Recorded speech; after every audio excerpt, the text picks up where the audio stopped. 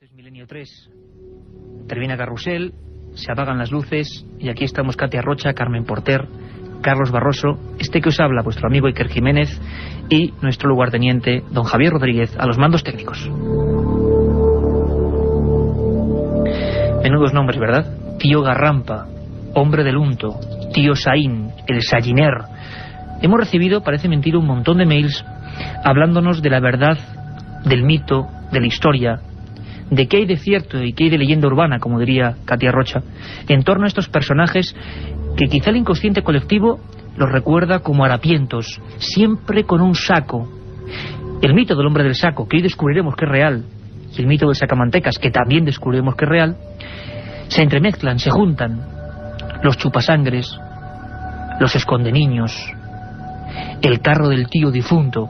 España entera, y vamos a hacer un auténtico análisis antropológico e investigativo, está llena de la presencia de la sombra de estos individuos.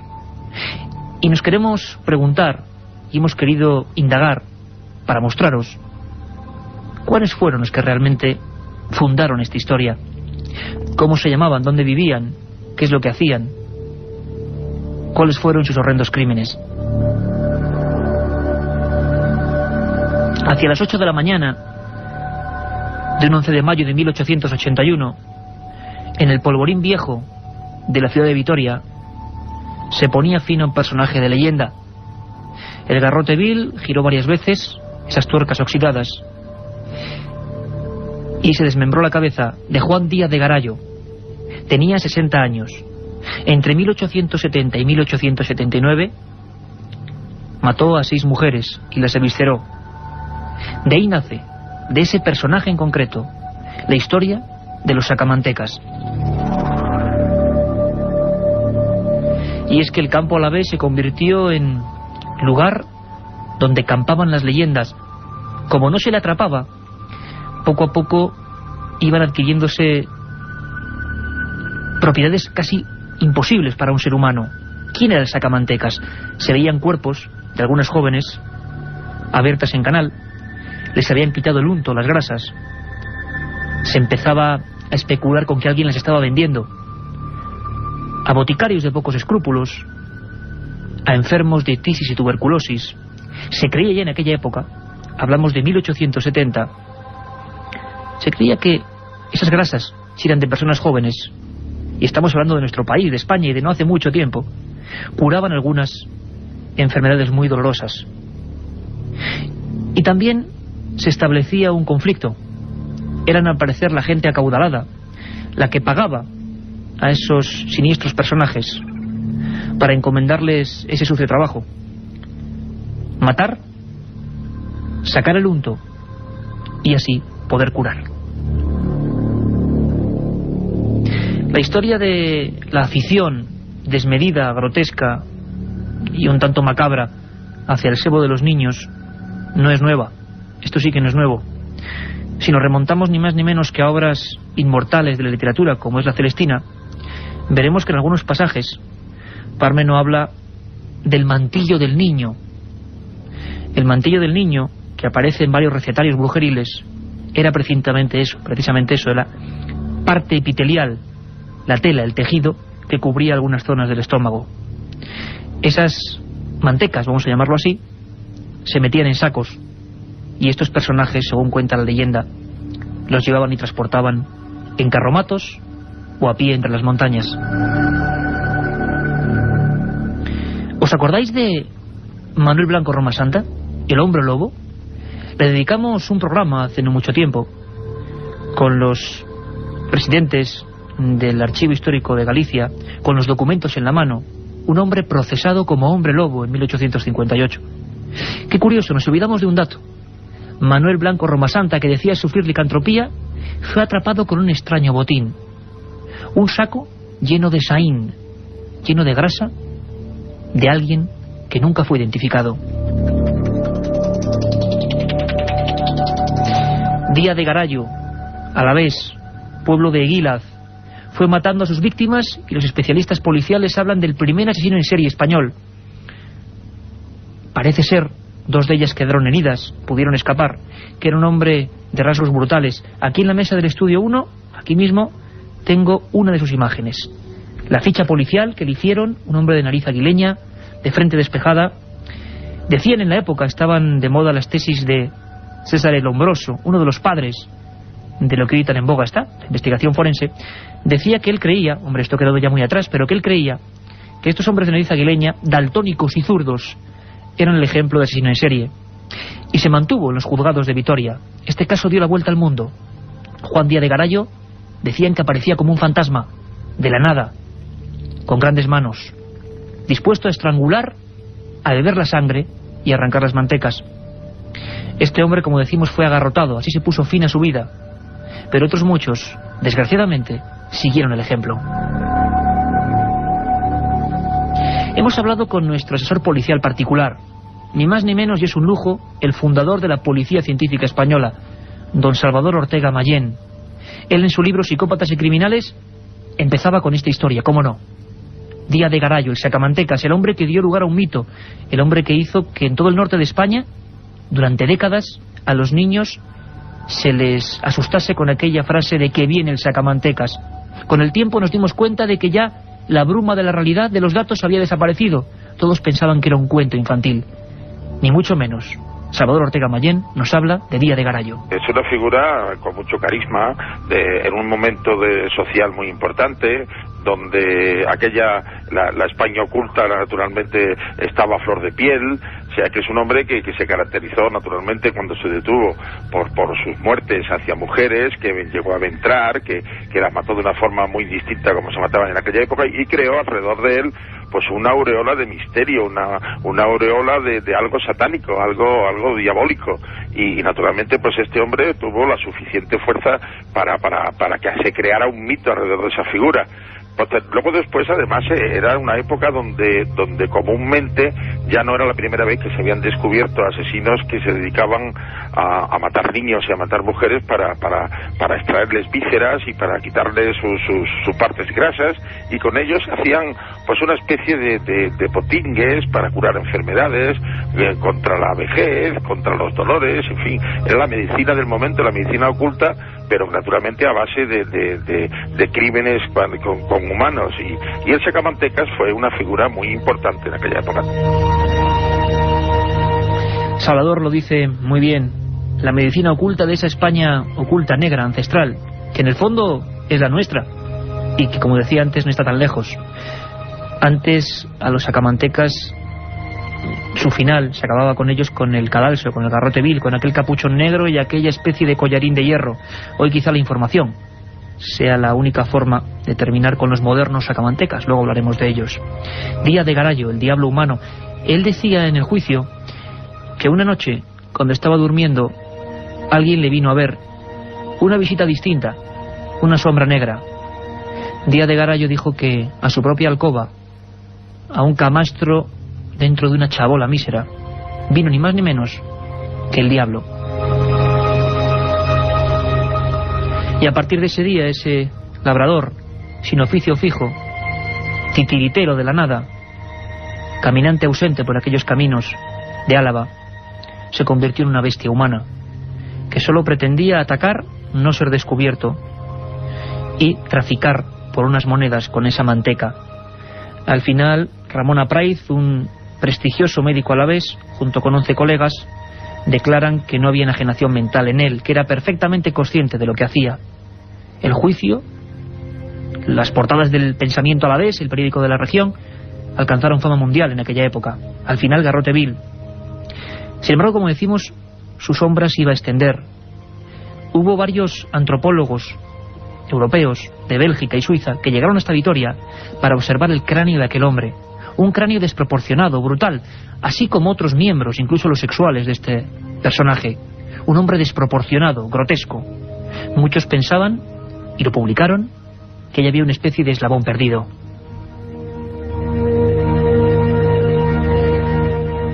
Por increíble que parezca, las paredes entre el mito y la realidad a veces son muy delgadas. Un buen amigo, un buen colega, Jesús Callejo, autor de muchos libros, La España extraña, El bestiario mágico, y uno muy especial para este tema, Los dueños de los sueños, ha querido participar en Milenio 3 y hablarnos de esas diferencias, dónde acaba lo real y empieza el mito. Él, que es un auténtico experto en antropología de los asustaniños. Le escuchamos. Cumplían varios papeles. Primero hay un papel histórico evidente, son figuras reales. Lo que pasa es que también hay un papel antropológico y un papel de conveniencia. Quiere decir que en aquellos lugares donde no había una presencia real de uno de estos sacamantecas, de estos hombres del unto, que en el fondo eran asesinos, verdaderos asesinos en serie, los psico-killers de ahora eran los sacamantecas de entonces, se buscaban esos ogros o sacamantecas de conveniencia para asustar a los niños, de ahí que formen parte indisoluble, ¿no?, dentro de ese acervo cultural antropológico español de los asustaniños, pero sin olvidar que los sacamantecas sí tienen un sustrato histórico, un sustrato pavoroso, con procesos inquisitoriales y procesos judiciales realmente tremendos, donde lo que había de trasfondo era auténticos asesinatos, infanticidios de niños para extraerle las grasas, las mantecas. En 1920 cada vez avanzamos más en el siglo, nos parece increíble. Y en Milenio 3, por cierto, siempre esa dirección, milenio3@cadenaser.com, para cualquier petición, como muchas que eran de este tema, y como veis estamos respondiendo, estamos abiertos a cualquier sugerencia vuestra. En Milenio 3, como decía, aprendemos a que a veces la ficción se convierte en pura realidad. En 1920, en las obras del ferrocarril entre Pamplona y Tafalla, se extiende el rumor de que las modernas maquinarias necesitaban una grasa más densa. Y como si fuera, decíamos antes, una leyenda urbana, entre esos pueblos navarros empieza a pensarse que esa grasa era de niños. Incluso los periódicos de la época hablan de los niños desaparecidos en la cercana alquería de Barasoain. Hubo disturbios públicos, hubo miedo y ataques y apaleamientos de mendigos considerados sacamantecas. La sombra de este hombre ajusticiado en Vitoria era demasiado larga, como decimos. Julio Caro Baroja, ni más ni menos, se interesó por estos hechos. Y hemos descubierto que venían de mucho más atrás. La revolución industrial trajo nuevos mitos. El sacamantecas ya no era un pobre diablo en un carro que vendía esa grasa, sino que las locomotoras, los maquinarios, los trenes que tanto impresionaban a la gente del campo, fueron tildados también un poco de diabólicos. Y se empezó a hablar de niños secuestrados en arrabales, sobre todo en Cataluña, que eran utilizados para engrasar esas piezas. Por supuesto un mito, pero que escondía o intentaba justificar los reales crímenes ocurridos con niños en algunos lugares de Cataluña. Para eso hablamos con el mayor experto en la Cataluña mágica, Sebastià Darbó, que hizo un estudio fabuloso sobre el tema y nos habló de dónde surge este mito. 1848, primer tren en España, Barcelona-Mataró, pura historia. Y en ese lugar, y con esas gentes, la sombra, como decimos, del sacamantecas. No solamente era rumor, sino que fue cierto. Esto motivó la rebelión de las madres de la Barceloneta, que es un barrio marítimo, que se rebelaron las madres contra el tren y atacaron a la locomotora con palos y piedras cuando la locomotora era de hierro, ¿no? Entonces, el motivo de la rebelión es que los hijos desaparecieron. Desaparecieron porque los sacamantecas les quitaban el sigí, o sea, la grasa, en catalán en sigí, de aquí viene lo de sigineros, les quitaban la grasa para los cojinetes.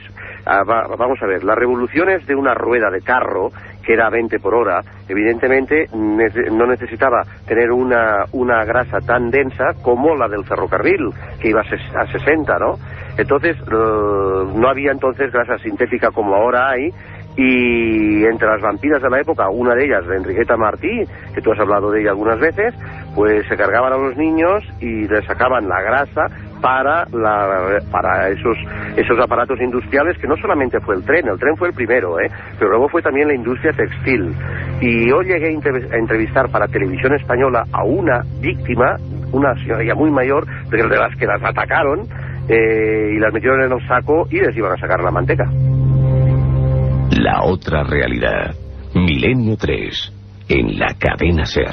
Si quieres viajar a lo desconocido, no dejes de leer El Archivo del Misterio de Iker Jiménez, los libros del tercer milenio. Colección El Archivo del Misterio de Iker Jiménez, publicado por Editorial Edad. Próximos títulos ya a la venta: La Sábana Santa de Carmen Porter, Casas Encantadas de Francisco Contreras, El Secreto de la Gran Pirámide de Manuel Delgado y Vampiros de Miguel Gómez Aracil. Un viaje en busca del misterio. Milenio 3. En la SER. tema terrorífico hoy, pura antropología, pura criminología, y cuando nuestro compañero y colega Javi Rodríguez nos pone esta música, quiere decir que está ya aquí Carmen Porter para contarnos que hay muchas cosas de madrugada de 3 a 4, ¿verdad, Carmen? Buenas noches, Iker. Pues sí, hay muchísimas cosas. Esta madrugada viajaremos de la mano de Manuel Delgado, que hace unas horas acaba de llegar de un país lleno de misterios y leyendas. Visitaremos los castillos de Glamis y de Edimburgo. Nuestro compañero nos contará qué hay de cierto sobre las historias de fantasmas que pasan de generación en generación, e incluso nos hablará de unas extrañas fotografías que ha conseguido. Además, sí que nuestras secciones habituales, las ya famosas leyendas urbanas de Katia Rocha, que hoy nos habla de un niño crucificado, nada más y nada menos. La historia perdida de Nacho Ares, las conspiraciones de Santiago Camacho, el informativo, y como ves, sí que era una madrugada muy completita. Muy completa, Carmen, de 3 a 4 el domingo, la segunda cita que os propone la cadena SER. ¿Quién si no?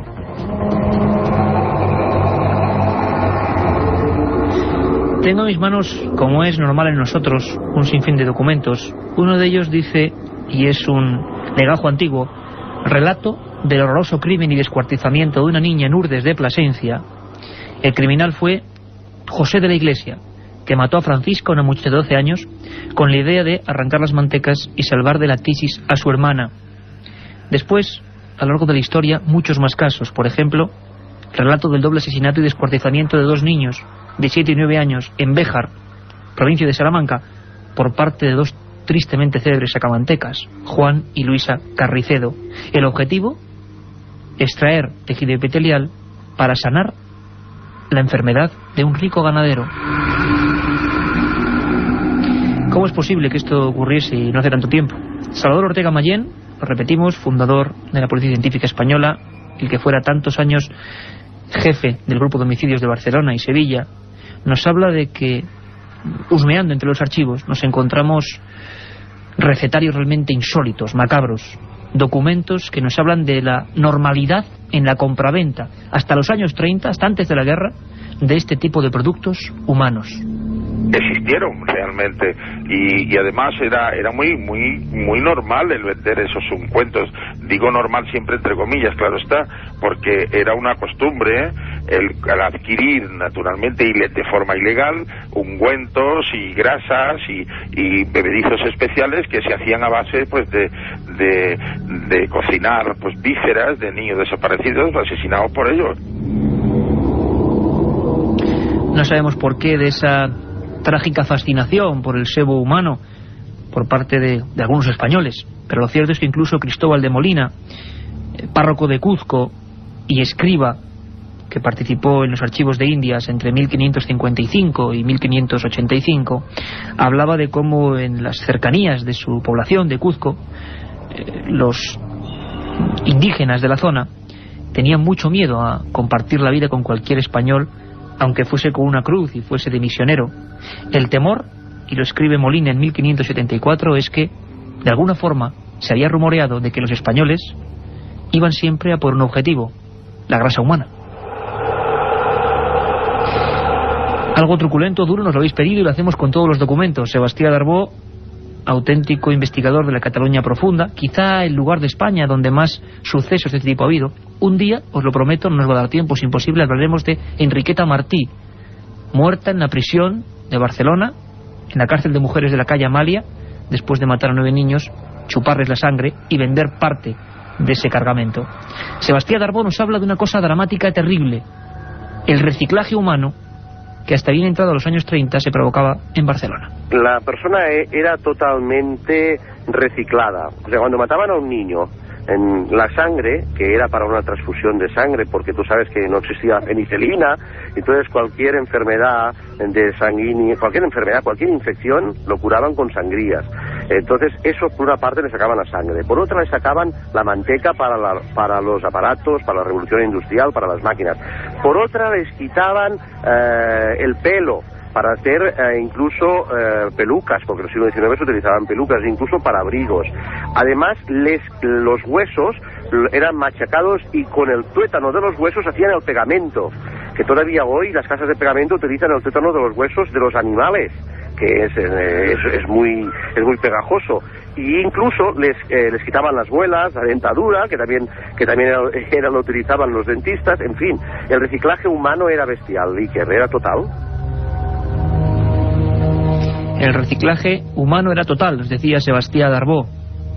Y la verdad es que sí, si acudimos a juicios, a documentos, a legajos, nos damos cuenta de que efectivamente. A veces incluso hablábamos de ese condimento social. Con esta mujer, a la que un día dedicaremos un programa entero, una figura criminal de primer orden. Yo personalmente pude investigar en su vida y fue fascinante. Enriqueta Martí Ripollés, la vampira de Barcelona. Hubo revueltas en las calles, hubo, lo informaba La Vanguardia, en la época, 1912, avalanchas hacia la gente que estaba dentro de la cárcel. Querían ajusticiar como fuese a esa mujer, porque las desapariciones y los ladrones de niños eran algo corriente. Eran una auténtica banda que mató a un montón de infantes. En su habitación se encontraron tubos de sangre coagulada y recetarios increíbles, ancestrales. La brujería en su sentido más profundo, intentando sobrevivir en pleno siglo XX. En procesos como ese, el de Enriqueta Martí o de tantos otros sacamantecas españoles, aparecieron personajes ilustres, gente de posibles, listas de personas importantes en la sociedad que eran los primeros en adquirir aquellos tétricos productos. Uno de ellos, lo dice Sebastián Darboux, era Joan Amades, un importante folclorista catalán. Un nombre muy famoso era Joan Amades, el famoso folclorista catalán, que estuvo también procesado porque compraba esos huesos o esa pegatina o esos tuétanos, porque él lo utilizaba, según decían en la acusación, en el juicio, porque estuvo en el juicio, lo utilizaba para encuadernar sus libros, porque entonces la encuadernación se efectuaba manualmente, artesanalmente, y esa gente existió, y esta forma parte de nuestra memoria negra. La memoria negra que todos tenemos ahí, y que aparece que informar sobre ella es la única forma a veces de defendernos de sus influjos. Decían algunos sabios que conocer a los demonios es la mejor forma de vencerlos. Pero no solo en Cataluña existen estos personajes sobre los que ya hemos empezado una investigación periodística en vivo. No, la capital, Madrid, desde donde estamos, desde donde hablamos, y además muy cerquita de aquí, en el antiguo Matadero de Madrid, también ocurrían cosas de este tipo. Ese nexo que nos une con la sangre como elemento vivificador. Hubo un reportaje sensacional de una revista no menos sensacional, Estampa, compuesta por decenas de reporteros que recorrían el mundo, y uno de ellos dio en la diana de un tema tabú, un tema oculto: los bebedores de sangre. Imaginemos la escena, por favor. Mujeres blancas, enlutadas, que con pucheros y con tinajas acudían a un ritual que se mantenía siempre en secreto, que hasta 1935 se practicó. Bebedores de sangre. Decían ellos que por prescripción médica, aunque lo dudamos. Escuchamos al que mejor investigó esa historia, el investigador zaragozano Ángel Briongos. Esperaban el turno, elegían al toro, y cuando se les clavaba, se les hundía el cuchillo en el pecho, eran toros especialmente, digamos, seleccionados para el tema de beber sangre, porque había otra parte, otra zona en la que se mataban y no pasaban por el tamiz de tener que coger la sangre para beber, ¿no? Entonces ellos se acercaban rápidamente, llenos de enormes latas, de pucheros, de cafeteras, de cualquier instrumento que pudieran coger la sangre. Y había gente que en ese momento se la bebía. Imagínate el líquido espeso, rojo, humeante en aquel momento, que parece que tiene que rasgar entrando en el organismo, ¿no? Y cálido, con la sensación de asco. Pues bueno, algunos apuraban el vaso al máximo, a tenor de que no podían tragar más, pero lo tenían que apurar, y otros lo llevaban rápidamente, corriendo incluso a unas personas que en este caso pues no se atrevían a dar la cara, no se atrevían a salir a la calle a beber eso, ¿no? Tras el reportaje de la revista Estampa, tras el artículo firmado por dos de sus reporteros, los médicos de Madrid pusieron veto a aquella práctica que en el fondo era un coletazo de esa España ancestral que cree en lo sobrenatural, en el poder vampírico casi de la sangre. Dicen que hoy ya no hay sacamantecas. Jesús Callejo, que ha querido estar en los micrófonos de Milenio 3, y le agradecemos de verdad su disposición, ha tratado a veces el tema de los modernos sacamantecas. Las formas cambian. Parece que el misterio, la maldad, el móvil económico sigue siendo el mismo. Es un folclore en formación. Va variando con el tiempo. De hecho, ahora mismo también se podría hablar de sacamantecas, de hombres del saco, de hombres del unto, como de distinta manera se les ha ido llamando según las zonas, según las épocas. Ahora fíjate que en determinadas zonas latinoamericanas se le llaman los sacaojos, o son los traficantes de órganos. En el fondo es el mismo mito, el mismo mito pavoroso, pero con distintos nombres y con las mismas circunstancias. Es aprovecharse de los niños, muchas veces niños indigentes, para extraerles alguno de los órganos. Antes era la grasa, ahora pueden ser los ojos, ahora puede ser un hígado o un bazo, pero en el fondo estamos hablando de esos asesinos que perpetran estos crímenes siempre con un interés económico. Recordáis seguro muchos ese especial que con Manolo Molés, con forenses, hacíamos sobre José Tomás Reina Rincón, uno de esos casos de los que ya la prensa general se ha olvidado y que parece que era la última víctima, por lo menos en España, de ese sobrecogedor tráfico de órganos que hay por el mundo. ¿Serían quizá los modernos sacamantecas? ¿Quién sabe? Parte de mito, parte de leyenda. Un día os hablaremos de otra figura, como decíamos, absolutamente arquetípica, el hombre del saco. El hombre del saco no es ningún mito para niños. Se llamaba Francisco Leona, vivía en Gádor, Almería, y se apoderó del cuerpo y el alma de un niño de 7 años, Bernardo González Parra, y lo fue paseando por el paraje lunar de Almería, a cuestas, con el macabro objetivo que un día contaremos. Esa es la historia del hombre del saco, la historia de muchos espectros reales de carne y hueso, a los que durante mucho tiempo los ciegos, en sus coplas, recordaron. Nos escuchamos de 3 a 4. José Tomás Reina Rincón acabó su vida de torero en un lugar triste para morir, en un lugar siempre cubierto por la garúa, la niebla, Lima. Cuando llegó hasta aquí, el espanto de forenses, abogados, especialistas fue tremendo. Faltaban los órganos diana, los básicos para el funcionamiento de nuestro cuerpo. Pulmones, bazos, le habían sacado los ojos. La pregunta es, ¿dónde están?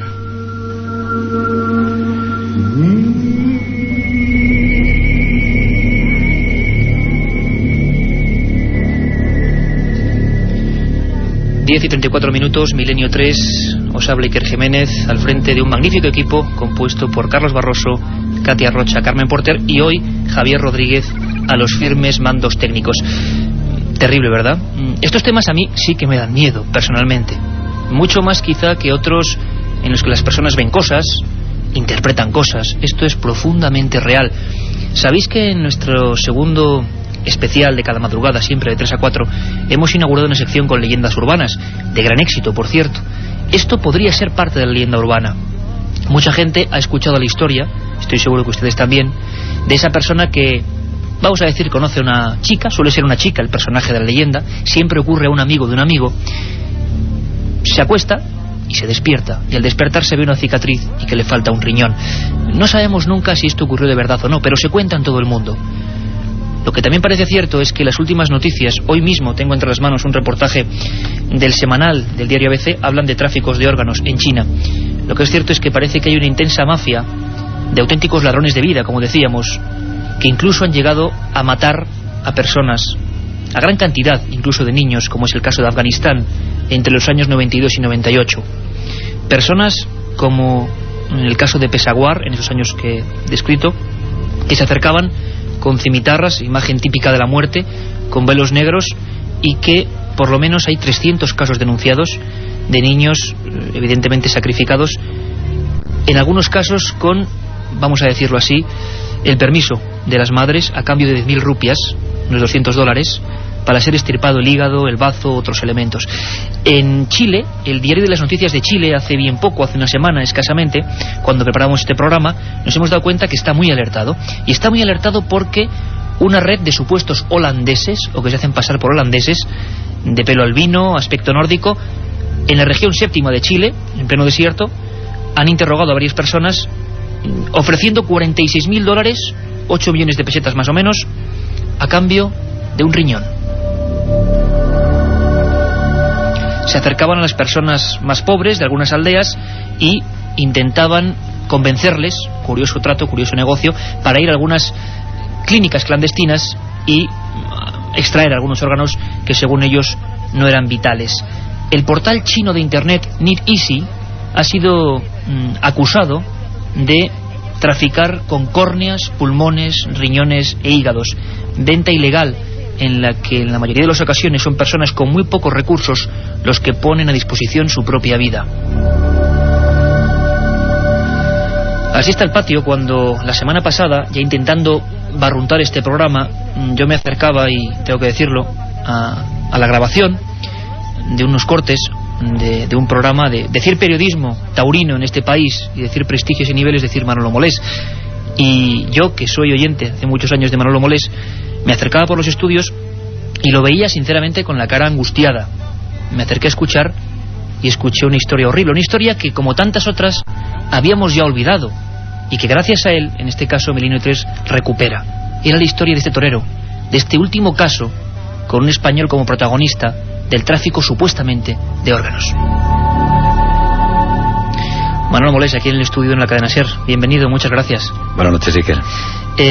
La pregunta sería, bueno, tan impresionado como yo, mucho más, ¿no? Cuando hablas con ese abogado Marcos García Montes y te cuenta una cosa espectacular. Sí, porque es espeluznante la historia, ¿no? Desde un principio. Y además siempre está, aparte de la barbaridad, del asesinato y de lo que hicieron sufrir al chaval, ¿no? Está el tema del dinero por medio, ¿no? Todo arranca, pues, un chaval que, como tantos otros, se queda descolgado del circuito de matadores de toros, intenta buscarse la vida como puede en ese tipo de corridas extrañísimas que dan en pequeños pueblos donde apenas hay dinero y donde matan ganado autóctono. Y bueno, lo cierto es que el chaval había conseguido cobrar $1.000 y otros $1.000 de un compañero, y todo parece que arranca en el momento en que va a una casa de cambio a cambiar algunos dólares por moneda peruana, y hay una conexión entre la persona que le cambia el dinero y este grupo de serenos, que al final es una especie de mafia, en la que parece que a partir de ahí toda esta tragedia llega buscando fundamentalmente, bueno, pues el dinero a través de lo que llevaba, o el tráfico de órganos, ¿no?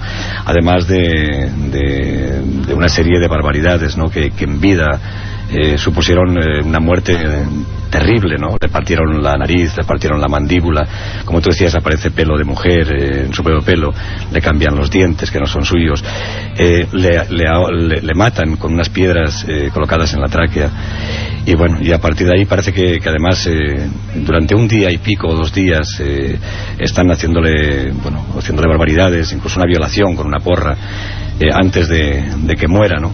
Y a partir de ahí, pues todo lo demás, cuando lo lanzan al mar, el mar lo devuelve y después aparece vacío. Aparece vacío, como dice Manolo Molés, director del programa Los Toros, y nos ha ocurrido una cosa estremecedora, y es que, sinceramente, obsesionados por este asunto, nos hemos puesto a buscar en todo tipo de archivos y hemos encontrado un documento que no tienen ni los abogados ni los forenses, y que por supuesto hemos remitido rápidamente, y es que el cuerpo evidentemente aparece vacío. Y la Gerencia de Relaciones Públicas, en nota de prensa número 179/2002 de los médicos legales de la morgue de Lima, donde se hace la primera autopsia a este hombre, dicen, y esto no se ha difundido en España, dicen que enviaron el cadáver con todos los órganos. Lo cierto es, como dice Manolo, llegó vacío. Y hemos hablado con el forense que practica la autopsia de ese cuerpo, ni más ni menos que don José Antonio García Andrade, psiquiatra forense, conocido como uno de los más prestigiosos de Europa y profesor de esa disciplina en la Universidad Complutense. Es increíble ver este documento que tengo entre las manos. En Perú dicen que el cuerpo de ese torero fue normal, y escuchemos ahora, por favor, a don José Antonio García Andrade. Pero estaba totalmente víscero, eso sin duda ninguna, y lo diga quién evisceró el cadáver. Si no fueron los forenses del Instituto Anatómico Forense, alguien tuvo que ser, pero cuando el cadáver llega a España totalmente víscero. Le falta el cerebro, que al abrir la cabeza no tiene cerebro, no tiene masa cerebral ninguna, y el resto de las vísceras, no tiene corazón, no tiene pulmones, no tiene hígado, no tiene bazo, en fin, no tiene intestinos. Es totalmente una evisceración total. No es habitual. Nosotros, cuando tenemos que tomar, a veces evisceramos al cadáver para ir estudiando víscera por víscera, pero restituimos las vísceras a su lugar idóneo, que es las cavidades anatómicas del cuerpo. O sea que no tenemos por qué quedar fuera del cuerpo. Lo que está claro es que aquí llega sin ninguna víscera, y al decir ninguna pongo especial énfasis, es decir, no tenía ninguna víscera. Ahí está el misterio. Marcos García Montes, con el que luego vamos a charlar un rato, me decía que estaba helado, que no sabía de la existencia. Ayer yo mismo, hace 3 días hablaba con otro de los forenses, el doctor Rollo Villanova. Le pasaba este expediente, se quedaba alucinado, porque cómo es posible que los médicos del Perú digan abiertamente en un documento que no ha salido en España, repito, y que hemos encontrado, que que extrajeron algún trocito de algo y que el cuerpo fue perfectamente. Hay alguien intermedio, hay otros médicos misteriosos. Manolo Molés me apuntaba una cosa muy interesante. Sí, porque ahí hay que alabar el valor tremendo que ha tenido el padre de Reina Rincón, ¿no? Que se empeñó cuando le dijeron que... Porque toda la idea de los forenses peruanos y de la policía eran que había que incinerar el cadáver. Y el padre le pareció muy sospechoso y muy extraño, ¿no? Y se negó desde el principio que se incinerara el cadáver. Y fue las gestiones que hizo a los pocos días de desaparecer el chaval, y bueno, y el padre estaba en el Perú y conseguimos hablar con él. Él nos dio la noticia, ¿no? Y le animamos a que se fuera al Perú. Él ve que todo el mundo quiere incinerar el cadáver y él se niega que lo incineren, y por tanto lo que está claro es que hay un intento por parte de tanto de policía como de forenses en que el cadáver no viniera a España, porque posiblemente el cadáver estaba vacío ya. Y aparte sellado ahí con zinc para que no se abriese, y es el espanto. Se descubre un cuerpo completamente desprovisto, despojado de los órganos vitales, lo que llaman órganos diana. Quizá el último ejemplo terrible de algo que estamos viendo que no es ninguna leyenda. La otra realidad. Milenio 3. En la cadena SER. Primer día, llegada al hotel y alojamiento. Segundo día, ruinas de Petra y pistas de Nazca. Tercero, Sábana Santa de Turín, pirámides de Egipto y... Ninguna agencia te ofrece un viaje como este, lleno de misterio y aventuras. Solo Iker Jiménez te lleva a las fronteras de lo imposible. Un viaje de 150.000 kilómetros que recorre el lado más enigmático y sorprendente de la historia. Fronteras de lo imposible, de Iker Jiménez, publicado por Editorial Edad. La otra realidad. Fenómenos extraños. Misterios sin resolver. Milenio 3. En la SER. Y ya sabéis, hacemos un pequeño alto en el camino, que cada madrugada de 3 a 4, precisamente después del programa Los Toros de Manolo Molés, tenéis que seguir enganchados a la SER, porque hay una segunda edición con libros, leyendas, noticias, viajes, la historia perdida en nuestro magazine. Pero hay un caso muy especial que desde luego se ha visto eclipsado por esta historia del torero y de los tráficos de órganos, que vamos a tratar muy concretamente, porque ha salido en todos los medios. Algo ha pasado en Ceuta, ¿verdad, Carmen Porter? Pues sí, que comenzaremos yéndonos hasta esa ciudad, hasta Ceuta. Desde allí Antonio Martín, compañero de la cadena SER, y el primero en sacar a la luz la noticia, nos contará qué está ocurriendo en el tanatorio de la ciudad, donde aparentemente se están produciendo fenómenos extraños. Pero ahora, para todos nuestros oyentes, un pequeño adelanto. Vamos a escuchar a Gemma Rodríguez, una de las señoras de la limpieza que estaba presente cuando comenzaron a oírse unos extraños lamentos. Además, curioso, Carmen, porque es el último caso en que la policía, 8 agentes de policía, durante 2 ocasiones certifican con partes la existencia de, vamos a llamarle, supuestos lamentos en un lugar tan extraño y cerrado como era ese tanatorio, y el último caso en que la Policía Nacional investiga un fenómeno extraño. Escuchamos ahora a una de las personas que servían allí en el tanatorio. Sobre las 3 de la madrugada yo escuché unos gritos, ¿no?, de una mujer, y se lo comunico a mi compañera. Digo, Encarni, ¿tú estás escuchando lo mismo que yo? Dice, la verdad es que sí. Pues vamos a ir en auxilio de esta mujer por si le está sucediendo algo. Cogimos las dos, registramos todo lo que es el tanatorio municipal, salimos al patio, inclusive a la calle, a vigilar por si era alguna chica de la barriada, y nada, y no encontramos nada. Bueno, pues estuvimos 1 hora escuchándolo las dos, claro, esperando que eso se calmara, pero que va, cada vez era más intenso. Bueno, pues decidimos pues llamar a la policía local, que inmediatamente pues se personó allí en el tanatorio. Entonces eran 4 coches y 8 policías locales que esto registraron todo el tanatorio. Nosotros ya se lo comunicamos a ellos, que ya lo habíamos registrado, pero ellos volvieron a registrarlo y nada, y allí no encontraron nada.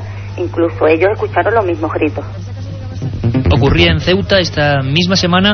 La policía realmente inquieta ante unos sucesos raros donde los haya. Carmen. Pues sí, además Antonio Martín, nuestro compañero de la cadena SER en Ceuta, también pudo hablar con el jefe de la policía local de esta ciudad, Ángel Gómez, y esto era lo que les decía. Escucharon como lamentos, como gritos, como alaridos de una mujer y golpes, y que subieron a la planta primera de arriba del tanatorio, donde parecía que procedían los ruidos, y entonces se escuchaban más abajo, y que bajaron a la primera planta y que se escuchaban arriba, y que el tanatorio no había ningún velatorio en ese momento, ningún finado en ninguna de las 3 salas, que estaba totalmente vacío, que se hizo un registro del tanatorio y no encontraron a nadie, que hicieron un registro en las inmediaciones tampoco. No se ha podido determinar, me dice el subinspector que llevó este caso en el día de ayer, que haya una causa lógica para los hechos narrados y los hechos ocurridos en días anteriores hasta el momento. Yo desde luego lo tengo muy claro que de aquí a un par de días voy a dar carpetazo a este asunto, lo voy a archivar. Carpetazo al misterio, una táctica habitual, pero ha ocurrido en Ceuta y hablaremos esta noche de 3 a 4. Lo sabéis que hay un correo electrónico, milenio3@cadenaser.com, milenio3@cadenaser.com, para ser leídos esta misma noche en la segunda edición. Seguíamos hablando de este ritual terrible. Nos contaba Manolo Molés ese interés tremendo de los médicos en incinerar a toda costa el cadáver, esa segunda autopsia, ese encontronazo con, parece ser, alguien que ha robado los órganos, incluso el cerebro. Eso extrañaba especialmente al doctor, al forense José Antonio García Andrade. Hoy por hoy no es trasplantable. No es trasplantable. Hay una novela que hace alusión a eso, una novela muy sugestiva y muy sugerente, que es Corte de Corteza de Sueiro, que se hace el trasplante de un cerebro a un cuerpo de un hombre joven. Pero verdaderamente hoy por hoy no deja de ser una pura especulación el trasplante del cerebro. Lo único que podría usted decir, si hubiese sido objeto de alguna técnica sectaria, entonces eso ya es posible, pero vamos, no, eso ya no lo podemos decir. Ese carácter que le digo sectario de sacar el cerebro y no remitirlo a su cavidad natural, que es el cráneo. Claro, hay que pensar que el cráneo solo se abrió 2 veces. Se abrió en Perú y aquí en España cuando se le hace la autopsia. Es decir, no había signos de que se hubiese abierto en más ocasiones el cráneo. O sea que verdaderamente yo creo que se le extrajo el cerebro cuando se hace la autopsia. Hay unas fotografías verdaderamente espeluznantes en las que se ve clarísimamente cómo hay un relleno de papel y de otras sustancias para rellenar esas cavidades que se han quedado sin contenido. Un caso tremendo, ejemplo vivo, desgraciadamente, un torero, José Tomás Reina Rincón, conocido también allí como el Manchego, que menudo final que ha tenido y que es ejemplo triste de una práctica que pertenece a ese lado oscuro del misterio. Marcos García Montes es el abogado que está peleando por llevar adelante este caso. Ha encontrado unos datos, le hemos ayudado también con este último documento, pero ha encontrado unas historias francamente duras de digerir, pero que son reales, que ocurren, y lo tenemos ya al otro lado de lo telefónico esta noche en Milenio 3. Don Marcos García Montes, buenas noches. Buenas noches, encantado de oírles. La verdad es que estamos un poco helados, ¿no? Tengo en mis manos un informe en el que se afirma que el Instituto de Medicina Legal de Perú dice que la morgue de Lima envió ese cuerpo de José Tomás Reina Rincón sin ningún órgano eliminado, ¿no? Es decir, aquí hemos hablado con los forenses y nos dicen que el cuerpo estaba vaciado por completo. ¿Qué nos puedes contar de esto, Marcos? Bueno, nosotros tenemos los informes que realizaron en Madrid el Instituto de Medicina Legal Anatómico Forense, el especialista en anatopatología de la clínica y una doctora, la doctora Rincón de Ciudad Real, donde de forma absolutamente clara dicen que el cadáver venía eviscerado. Eviscerado quiere decir sin vísceras, y no tenía ni cerebro ni cerebelo, ni en el tórax y abdomen nada, es decir, no tenía ni cerebro, cerebelo, hígado, pulmón, riñones, estómago, etcétera, etcétera. ¿Qué ocurrió? Pues ocurrió que lo que traía eran papeles de las páginas amarillas de la guía telefónica en el cerebro, en la bóveda craneal, y en el cuerpo pues venía relleno en la parte superior del tórax y la mitad del abdomen venía relleno de serrín, y la otra parte venía rellena, el abdomen bajo hasta el pubis, la pelvis venía relleno de papel de las páginas amarillas de la guía telefónica. Eso es intocable, y además con otro hecho a mayor abundamiento. Venía sin los ojos, cuando normalmente para localizar un médico forense la data de una muerte, la fecha de la muerte, con el humor vítreo simplemente consiste en sacarle con una jeringuilla unos gramos de humor vítreo y ahí sale la fecha de la muerte. ¿Cuál es la interpretación jurídica que yo entiendo del asunto jurídico penal?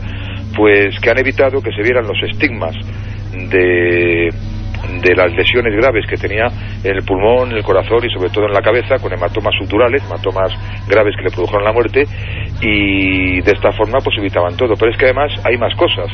Le han colocado dientes de una tercera persona y le han puesto en la cara piel de una mujer. Bueno, esto ¿qué explica? O sea, es decir, ¿cómo es posible que se haga esto en un cadáver? Claro, explica que como en vida le reventaron los dientes y le sacaron de las encías varios dientes, pues le pusieron dientes para simular con la descomposición del cadáver, pues que tenía todos los dientes, sin darse cuenta que uno de los dientes que le han puesto es a la óptica humana, a cualquier ojo humano, pues mucho más grande, ¿no?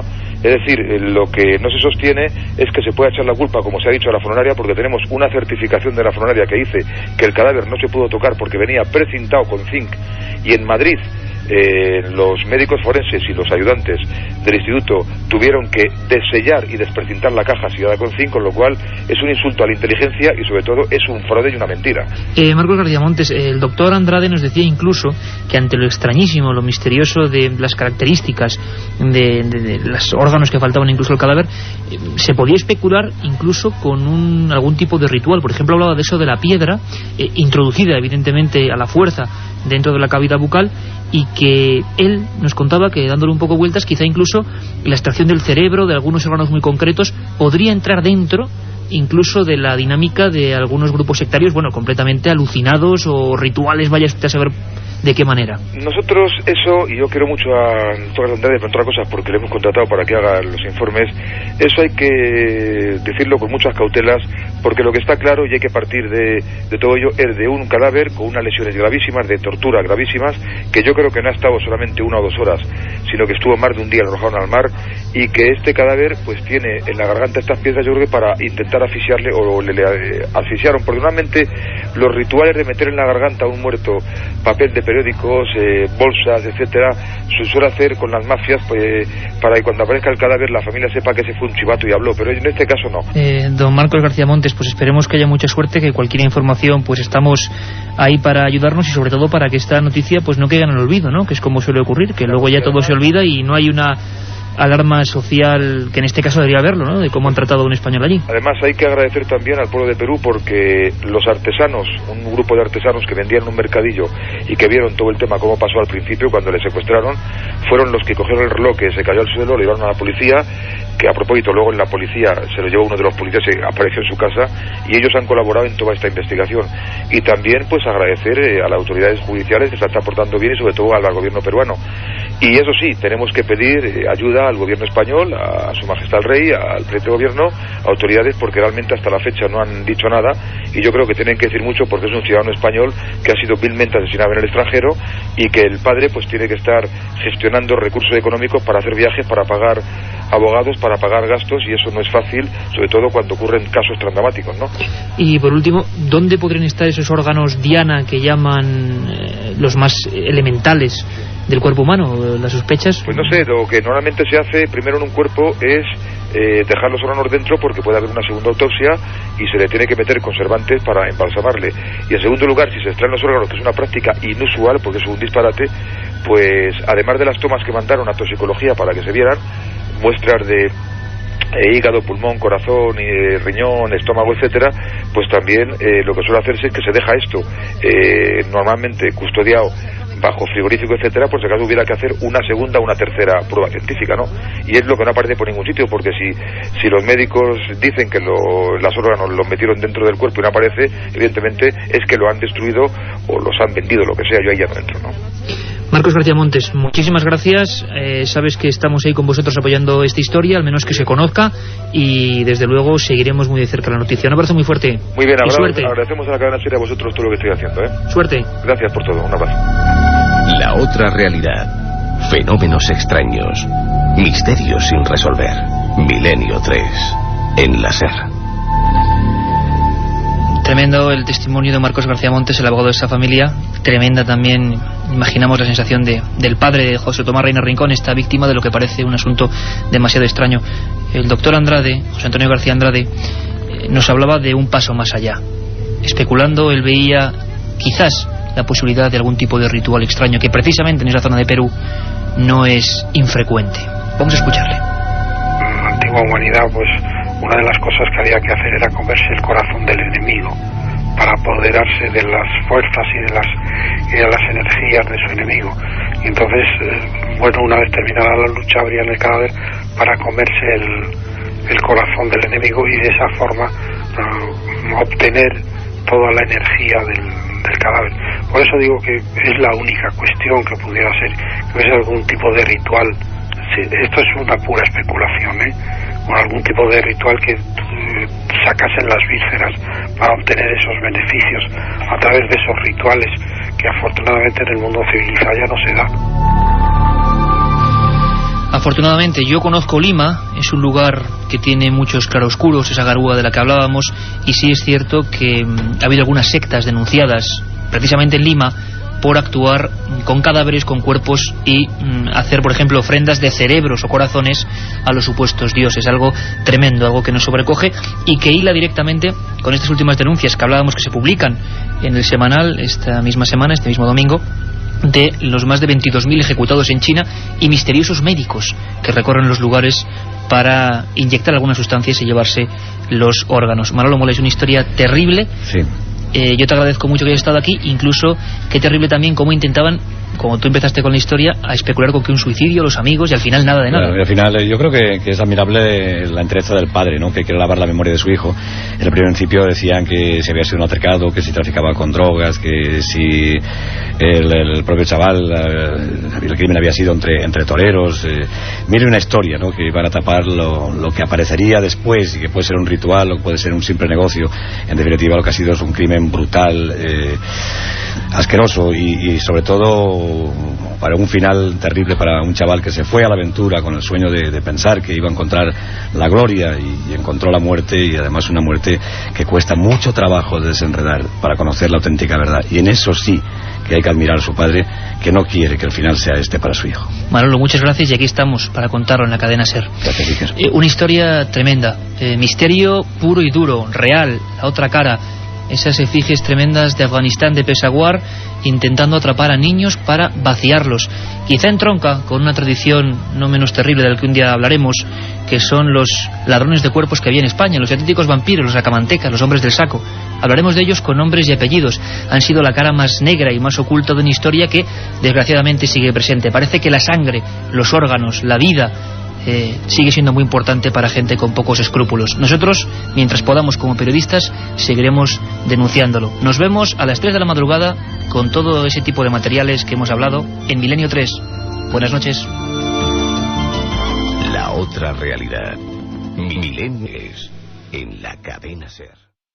Son las 2:07 y vamos a ver si nuestros compañeros Fermín Agustí y Carlos Largo tienen preparada la conexión y el sonido que yo quería escuchar, porque el sonido que yo quería escuchar es uno muy especial, uno que está sonando en vivo en un lugar, como decíamos antes, a cielo abierto, en plena noche.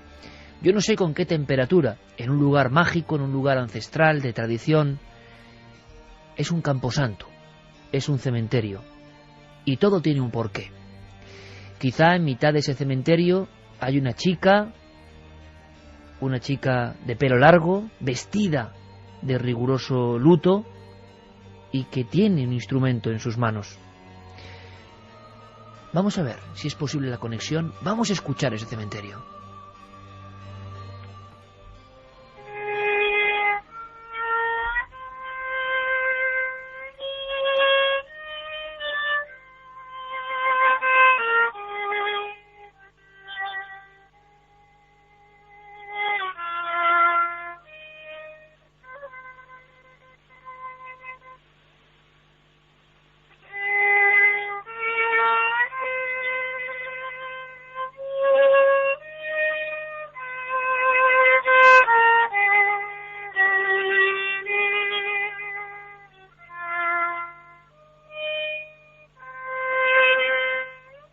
Escuchamos unos sonidos de violín, unos rasgueos de fondo. ¿Qué sentido tiene esto? ¿Por qué?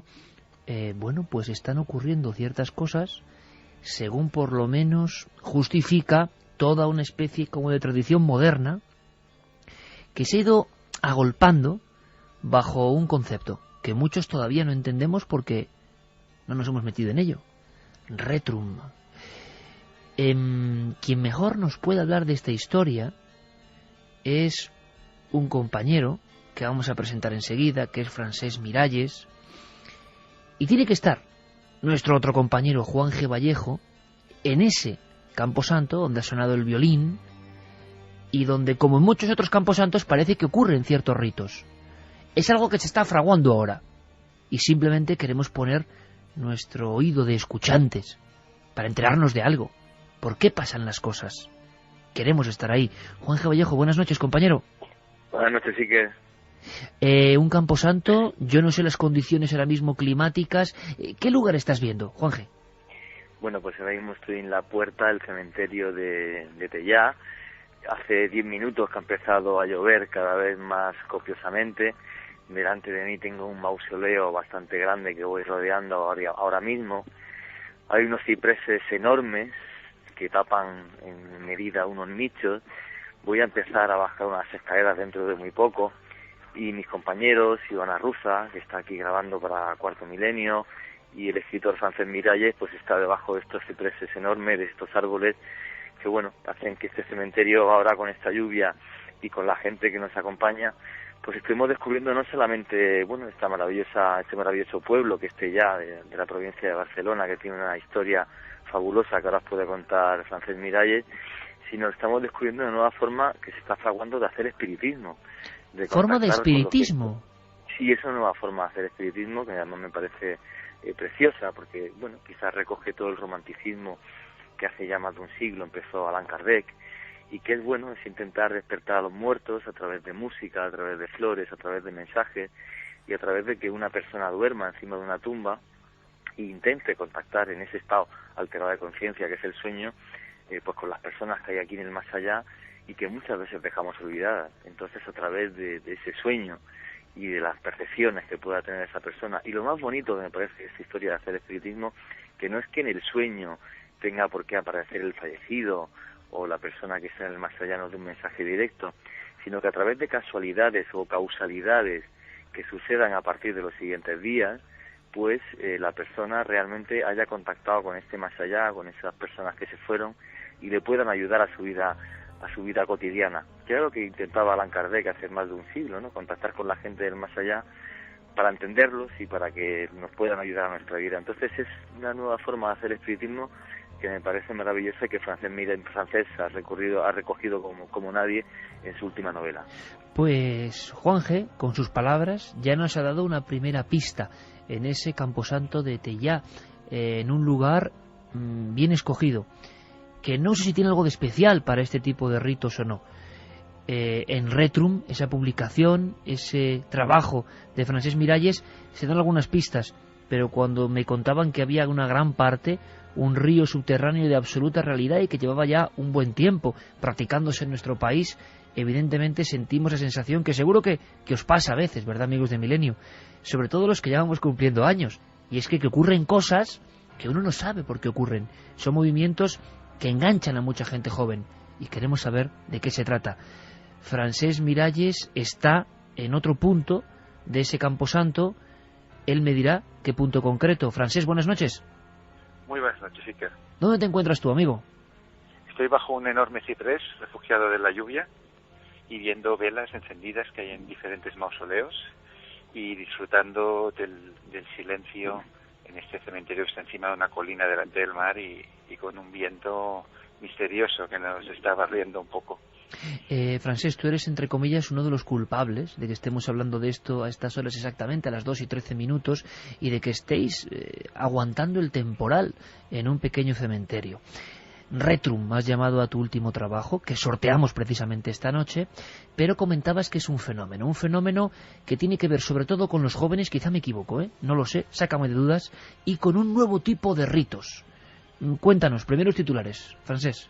Sí, a ver, Retrum, que está narrado de forma novelada, es una novela juvenil, pero que responde a un fenómeno que se ha observado en los últimos años y que ahora va más, que es que hay muchos jóvenes, sobre todo adolescentes, que saltan las tapias de cementerios para dormir dentro de cementerios. Entonces yo empecé a investigar, a entrevistar jóvenes dentro de las tribus de góticos, que tienen muchas subdivisiones. Hay las chicas emo, las diferentes formas de siniestros, de góticos, de afterpunk, de neorrománticos. Esto es algo que viene ya de principios de los 80, pero que está teniendo un nuevo despertar ahora. Entonces muchos de estos jóvenes se reúnen en cementerios y han desarrollado sus propios rituales.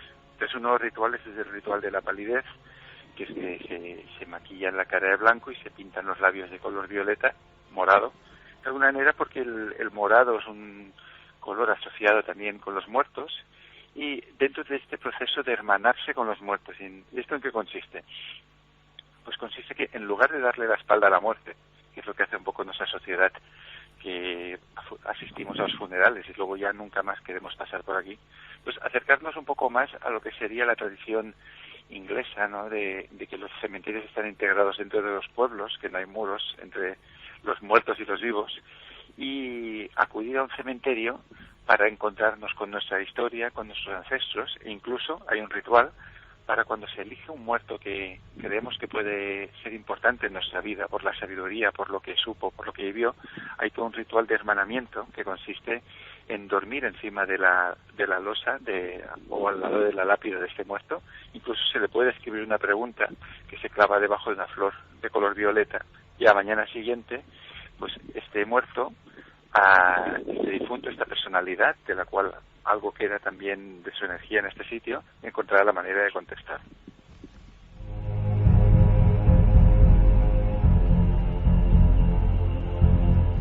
Pues desde luego son muchos elementos y muy interesantes, sumamente interesantes. Hay algunos cuadros góticos, algunos grabados que representan a personas dormidas, como además un sueño alterado de conciencia para intentar captar algún tipo de conocimiento. Bueno, dormido o ensoñando está el gran Goya, ¿no? Aunque sea sobre su reclinatorio y las figuras de la noche le van rodeando en el famoso capricho del sueño de la razón, produce monstruos. Se busca el sueño de la razón, se busca acudir a lo onírico para conectar con algo. Yo no sé si estamos escuchando de fondo la propia lluvia que cae en ese cementerio. Vamos a ver, Geray, si incluso reducimos la música, porque yo creo que no sé si es la lluvia lo que estamos escuchando. Lo que sí sé es que en otro punto de ese mismo camposanto, cementerio de Tellá, está una de esas personas que hace ese tipo de ritos, y queremos saber qué busca, y sobre todo podéis preguntarle a cualquiera de nuestros compañeros que están ahora allí en el 27640, palabra clave milenio, o en las vías de contacto, porque yo creo que es que precisamente este nuevo fenómeno da como para muchas preguntas. Él es Albert Ortiz. Albert, buenas noches, amigo. Buenas noches. Albert, ¿tú dónde te encuentras? Pues estoy justo en el centro del cementerio, debajo de la lluvia. Debajo de la lluvia. Vamos a ver, ¿has hecho alguno de estos ritos que hablaba Francesc? ¿Tú lo has llegado a poner en práctica? Efectivamente. ¿Cuál es el rito que a ti te parece más importante, más interesante, que crees que la gente debe conocer? Yo creo que lo más importante es el hecho de la posibilidad de tener contacto con un mundo bastante desconocido para la gente normal. La gente normal generalmente cuando nos morimos se olvida de nosotros. Hay un miedo absoluto a la muerte, y no un miedo, sino un rechazo desde tiempo inmemorial de no pasar incluso por delante de camposantos. Y vosotros, sin embargo, con estos ritos, yo no sé si os hacéis amigos de los cementerios y de lo que significa de alguna forma la muerte o el otro lado. Bueno, yo no sé si has estado tú alguna vez en un cementerio por la noche. Sí, sí, evidentemente. Pues es uno de los lugares más tranquilos que existe en la Tierra. El silencio reina. Y aquí, bueno, puedes llegar a contactar muy bien contigo mismo. Interesante reflexión esa de contactar contigo mismo. ¿Por qué? Porque el entorno te permite profundizar en los propios pensamientos, en las sensaciones. Quizá no se busca lo que todo el mundo ve en lo siniestro de un cementerio, ¿no? El contacto con otra cosa, con otra realidad, con una aparición, en la visión un poco romántica, ¿no? Sino quizá un lugar para de verdad penetrar en uno mismo. Exactamente. Además de la posibilidad de tener ese contacto extrasensorial, un poquito, ¿no? Albert, ¿tú has llegado a hacer ese rito que parece que viene muy de antiguo y que se ha recuperado ahora en estos momentos, de dormir encima de la tumba de alguna persona importante o que sea importante para ti? Para mí, sí. ¿Y qué ocurrió? Bueno, en ese caso era un momento de mi vida que necesitaba tomar una decisión importante, y básicamente pedí consejo y además de la que te hablo fue mi primera experiencia, y a partir de esa, que fue completamente satisfactoria, lo he venido practicando muy a menudo. ¿Quieres decir, Albert, que en el proceso del sueño, la ensoñación, lo que ocurre en ese periodo, es curioso? Porque estoy recordando ahora, fíjate, a algún investigador o periodista que cuenta él en alguna crónica que durmió en una tumba y que vivió todo tipo de experiencias, en este caso en Rennes-le-Château, lo estoy recordando ahora, y puede ser muy subjetivo, desde luego, y es una experiencia personal. Yo no sé, Albert, si nos puedes contar algo que no sea personal, sino que nos aproxime a qué puede ocurrir para cada uno en esos ritos. O sea, ¿se te dio una respuesta o viste las cosas más claras a raíz de ese rito? Bueno, aquí entra cada uno su manera de ser, su manera de sentir las cosas y los hechos. El hecho de dormir encima de una tumba es algo que, si te quitas el miedo de encima, el miedo que tiene la gente de acercarse a los muertos, porque ellos te acogen, te hace sentir eso, muy acogido, ¿no?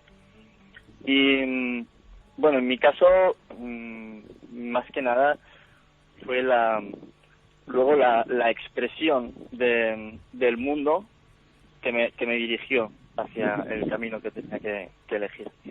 ¿Alguna vez, Albert, tuviste que enfrentarte a los miedos más normales, como tú mismo has definido? ¿Alguna vez al inicio de estos ritos o en alguno de los cementerios hubo experiencias no satisfactorias? Es decir, o intentaste hacer esta experiencia y no llegaste a lograrlo, o fue más dificultosa pues por el entorno y por los miedos, yo creo que arquetípicos, que muchos llevamos dentro, ¿no? ¿Te ha ocurrido? Bueno, algunas veces el rito funciona mejor que otras, y las resoluciones son más claras que otras. Pues es un tema francamente interesante. Algunos lo tomarán como lo sociológico, otros lo tomarán por el lado de lo puramente fenomenológico, por lo subjetivo, lo psicológico, pero está ocurriendo ahora y empieza a ser un fenómeno no solo en España, sino en Europa. Yo no sé vuestra opinión, compañeros. Tú estás viendo incluso en foros de internet que existen y que evidentemente potencian todo este tipo de ritos, que cada uno piense lo que quiera, pero hay como todo una, incluso, vamos a decirlo así, simbología, ¿no?, física de la gente que practica estos ritos.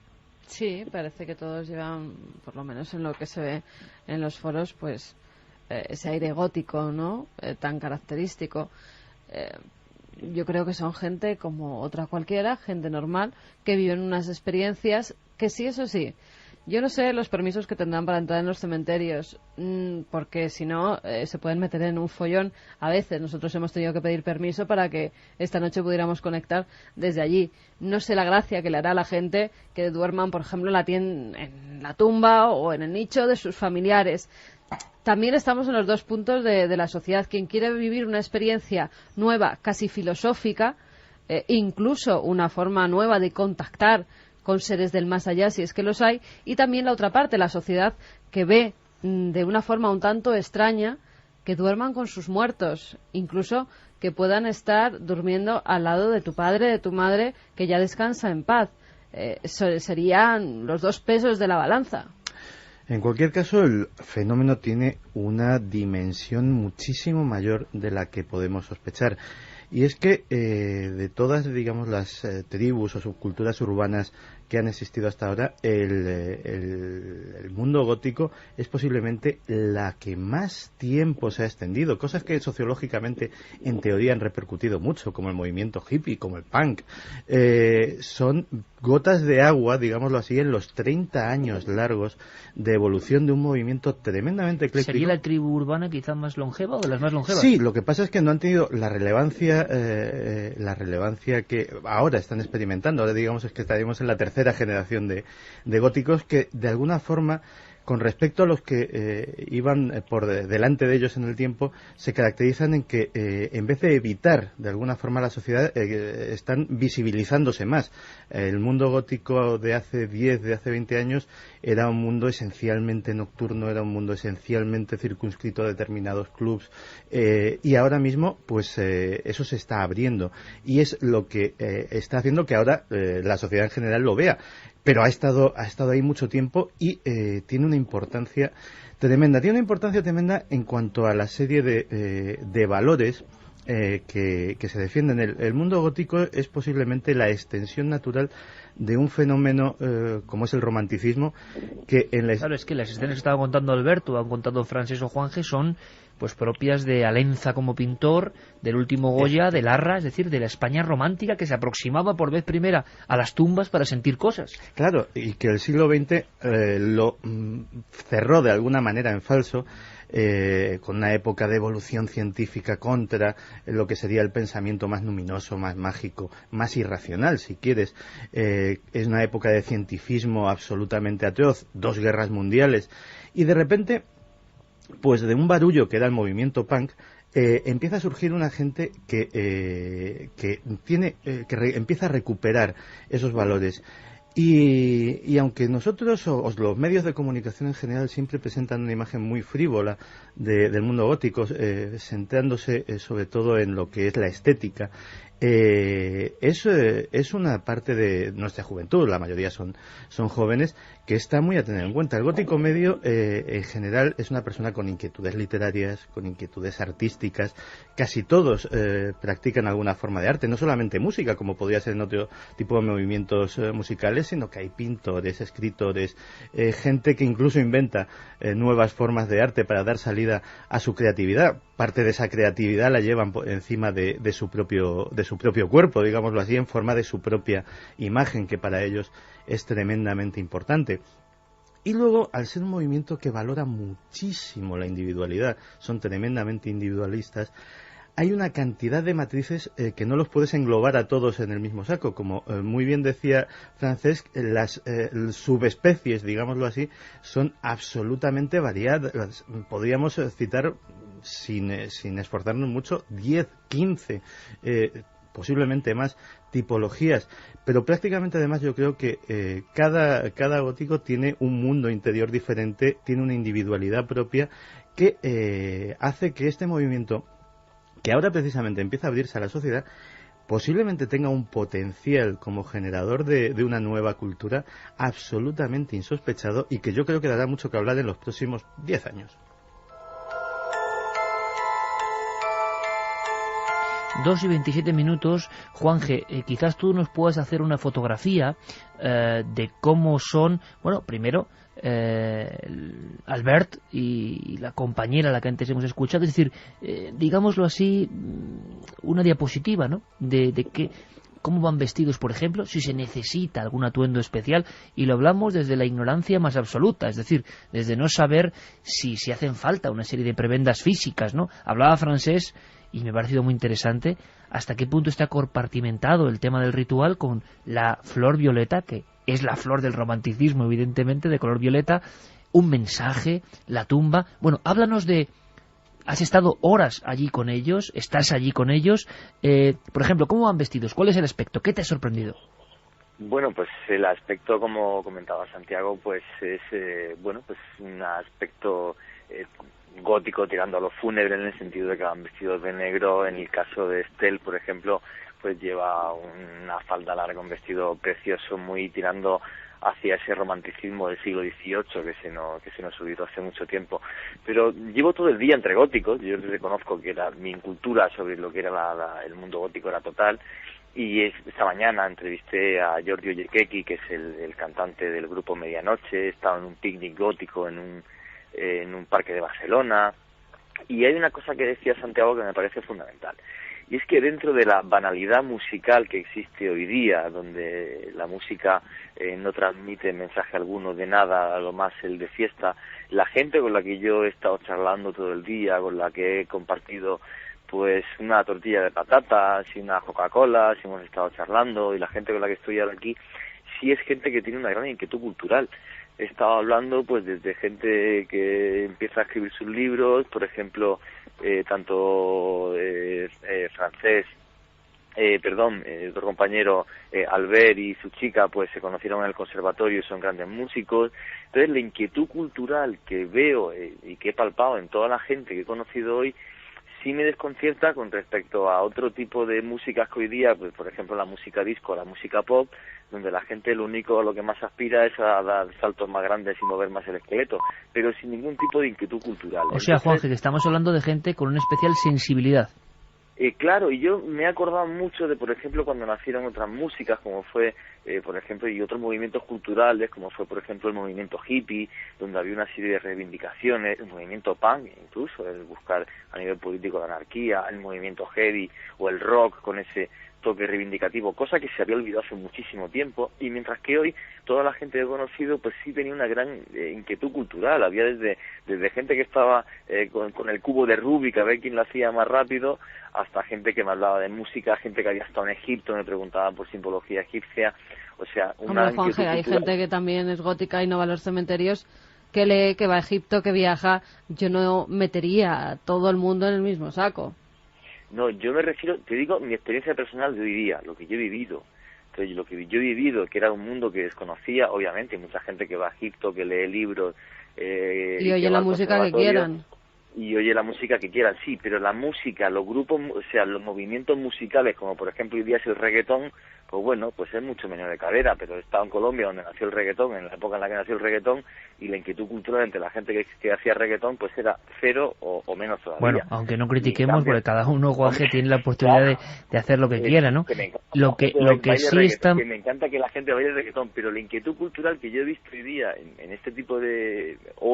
en ese tipo de gente, pues sí me ha sorprendido muy gratamente. Pues queda claro que es gente un poco, digamos, que se sale de lo normal en el aspecto de que es verdad que la cultura o la sensibilidad para algunas artes no es lo normal, y nos alegramos de ello, porque hay gente que puede ver simplemente el escaparate, ¿no? Lo oscuro, lo negro, lo fúnebre, y que no le gusta y causa rechazo. Esa normalidad a veces puede ser realmente anormal para muchos. Hombre, es que hay que tener en cuenta que cuando nace la subcultura gótica, que como decía Santiago, empieza muy relacionada con el mundo punk, lo que hace esta subcultura es, digamos, los parias de la sociedad o la gente que era menos aceptada, empiezan a crear toda una estética acercándose pues al más allá, al oculto, al enigmático, a lo misterioso. Obviamente toda la gente con la que hemos estado hoy pues era fanática de Cuarto Milenio y de Milenio 3, lo cual me ha sorprendido pues muy gratamente. Y bueno, pues respecto a este tipo de forma, que es lo que más me llama la atención, este tipo de forma de espiritismo que están haciendo nueva, que está rodeada todo de un halo de romanticismo, pues me ha chocado, me ha sorprendido mucho. Es muy curioso, Juanje, porque hablas de espiritismo, y déjame que le pregunte a Francés si él considera espiritismo esta forma que él ha englobado bajo su trabajo de Retrum. Lo que está pasando ahora en cementerios, yo no sé, Francés, si de no solo Barcelona, otros puntos de España, e incluso quizá esta noche, y no otra... Sí, porque ¿crees que es espiritismo puro y duro? Es una manera de espiritismo amable y muy suave y diferente, porque de las experiencias que nos llegan de todas partes, o sea, lo que tratan estos pálidos, que es como se llaman también los chicos y chicas de Retrum que entran en los cementerios, no es tanto de hacer una invocación para perjudicar a alguien o descubrir un secreto terrible del pasado, sino lo que buscan es el hermanamiento con los muertos. Entonces, lo que hacen, por ejemplo, un ritual muy bonito que hacen los pálidos es tocar canciones a los muertos con instrumentos reales. ¿Tocar canciones dedicadas a ese muerto en concreto o a los muertos en general? A ese muerto en concreto que han ido a visitar. Ahora pensemos en el poema de Gustavo Adolfo Bécquer, que dice: Dios mío, que solo se quedan los muertos. Entonces, como justamente nuestra sociedad ha dado la espalda a lo que es la muerte, pues hay ese sentimiento de que tenemos algo que devolverles a todas estas personas que han vivido antes que nosotros y que gracias a ellas nosotros somos como somos. Entonces, por ejemplo, hoy hemos asistido aquí en el cementerio de Tellà a un ritual súper bonito con Alberto y con Estel, que han tocado la guitarra y el violín delante de la tumba de un conde que no conocían, pero que han puesto música a su soledad. Entonces, ese es un paso previo a este ritual de escribir una pregunta y ponerla debajo de una flor. Al final, todo esto lo que simboliza es el encuentro entre la vida y la muerte, y ver la muerte no como una enemiga, sino que los muertos son los amigos de los vivos, porque de ellos podemos aprender todo lo que ellos han pensado y todo lo que ellos han preguntado antes que nosotros, y como desde hace 2000, 3000 años, desde que la humanidad existe, las preguntas han sido las mismas, pues podemos aprender mucho de los que nos han precedido.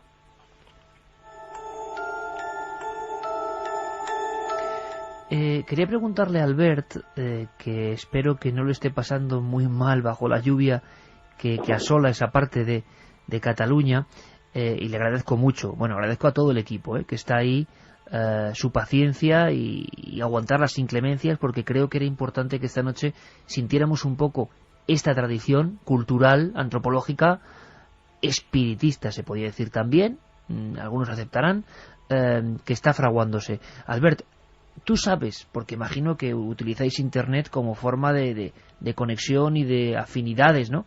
Si hay tumbas específicas que la gente que sigue este tipo de hermanamiento con los muertos elige o busca más, o suelen ser tumbas, como tú nos has contado, más importantes para cada uno de los oficiantes, ¿no? Pues igual puede ser cuestiones de la familia de uno o alguien importante, o sin embargo empieza a haber gente que acude a esas tumbas de personas más célebres.